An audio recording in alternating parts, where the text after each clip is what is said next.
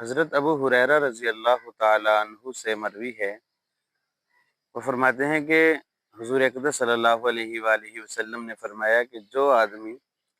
یوم عاشورہ یعنی 10 محرم والے دن اپنے اہل و عیال پر فراخی کرے گا، اللہ رب العزت سارا سال اس پر فراخی کریں گے۔ تو بہت سارے بزرگوں نے یہ فرمایا ہے کہ ہم نے بارہا اس کا تجربہ کیا اور اس کو بالکل درست پایا۔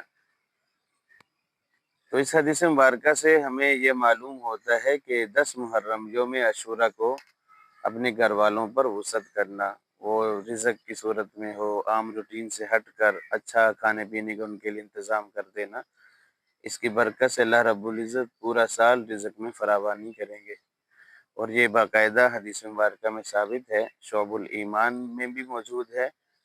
اور اسی طرح امام طبرانی رحمۃ اللہ علیہ نے بھی اس کو ذکر کیا ہے۔ علامہ سخاوی رحمۃ اللہ علیہ فرماتے ہیں کہ اس کی سند وہ حسن ہے۔ تو لہٰذا ابھی 10 محرم آنے والا ہے، تو ہمیں چاہیے کہ ایک تو اس پیغام کو بھی عام کریں، دوسرا